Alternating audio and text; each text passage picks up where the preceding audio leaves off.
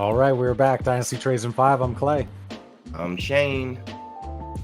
And we are just straight up chasing the listeners with this one. Yeah, so we're talking about Chase Edmonds tonight. As always, let's just get started off with a trade. So are you taking Chase Edmonds? Yes? Other side. All right, Scott, what are your thoughts? Chase Edmonds or the 202? Pick by a landslide. What if it were Chase Edmonds or the 206? Chase. Pick, because I'm going to add something else to that pick and get a better player. Ooh, burned.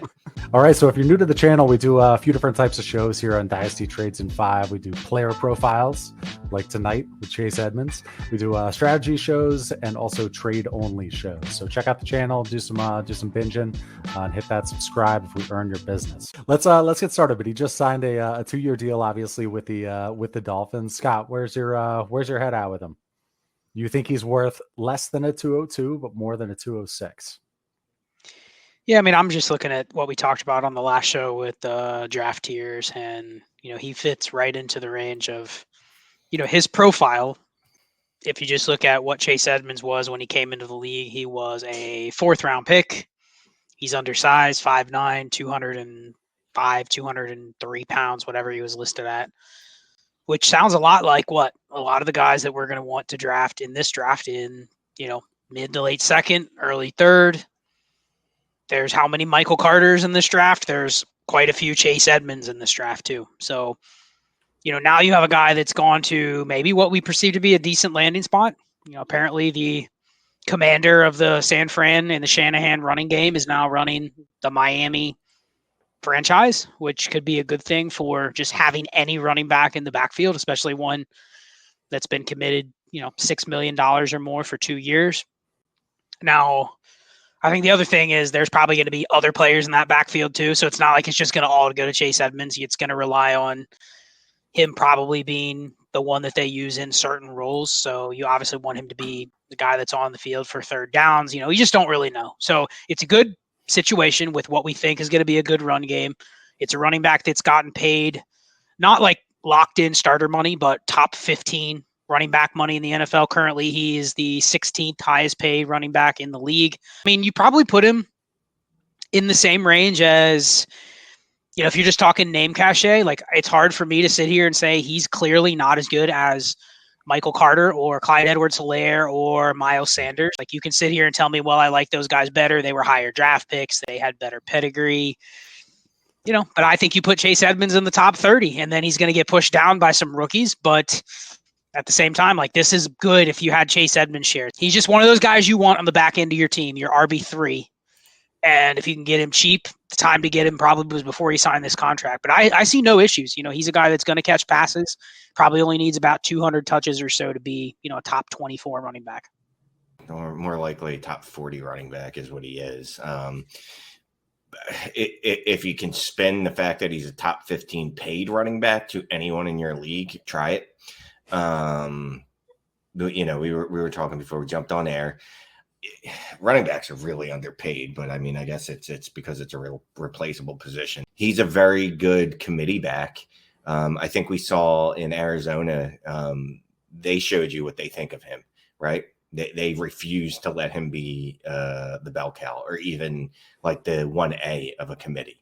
Like he's the 2B or the BC, maybe the Roman numeral I and then the apostrophe in thing of a committee back. Like he's never going to be the main back. That contract doesn't preclude them from drafting a running back in the draft, but I'm looking to move him. I mean, honestly, if there's any bump whatsoever, just move him.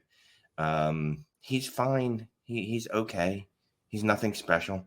He's not Miles Sanders. I would take him over Clyde Edwards-Helaire, though. I will say that. Would you really? Man, talk about a fall from grace. CEH, man. So Chase Edmonds over Rashad Penny? Yes, he has a job. I have no idea where Rashad Penny's going to be. Yeah, I mean, if you look at the just historical data on what it takes to be like a top 20 running back, I'm not sure Chase Edmonds gets the total touches.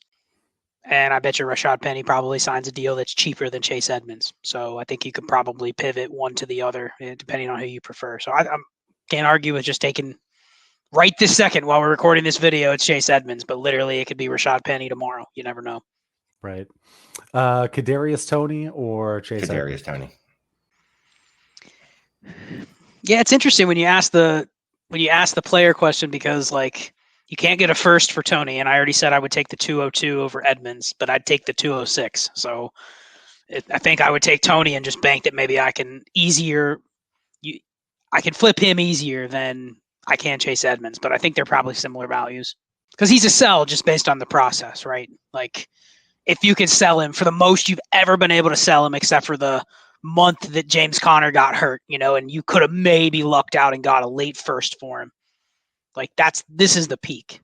So I mean, last year was the peak, right? Too, though, like before James Conner signed there and it was clear Kenyon Drake was leaving. I think people are going to really bump him up in Miami because they're going to go, oh, it's Mike McDaniels. It's Kyle Shanahan's running back system. Did you see Elijah Mitchell in that? Imagine what Chase Edmonds can do. He's much more talented and he's a receiver. And then what's going to happen is they're going to draft Kenneth Walker in the second round and absolutely just destroy Chase Edmonds' value.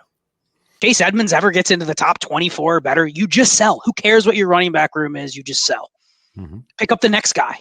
Pick up the next guy that has a skill set that's going to allow him to get on the field, whether that's a plotting touchdown scorer or literally a guy that's only going to play third downs and catch 72 passes. Like you just have to pick the prototype and never expect. That's kind of why we're down on Michael Carter. Like Michael Carter is almost identical to Chase Edmonds.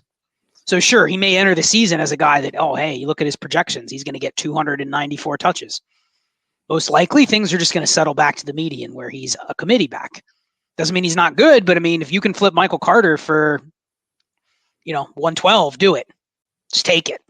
And just bet against the fact that a guy that's 204 pounds is never going to really exceed what his role was last year, early this year. The good thing about Chase Edmonds, and I'm not trashing him, I just definitely, like Scott said, if he's my running back 3, I'm fine with that. You know what I mean? Running back 4, I'm probably even happier than my running back 3. But either way, that's fine. We've seen what he is. And what he is he's a nice player that will have, once in a while, he might have a spike week in there, but it's going to average 12 points. That's not a difference maker. So how about Josh Jacobs or Chase Edmonds in the 201? Take Josh Jacobs.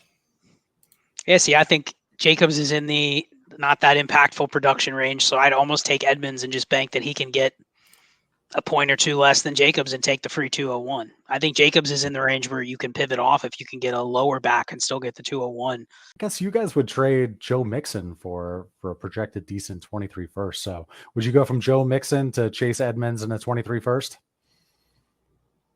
Yeah. Yes. Same thing with Dalvin Cook. Yep. Yeah, Dalvin's better, man. Dalvin last year dropped off big time, and then he has this. I know. He's got that domestic violence stuff that's still lingering out there that no one really knows if it's true or if it's going to go anywhere. I'd probably do it. I probably would try to squeeze a little bit extra out of the other side. All right. If you made it this far, thanks so much. Check out the playlist. Click around. We got a lot of cool stuff in there. Hit the subscribe if we earned your business, and we'll see you soon.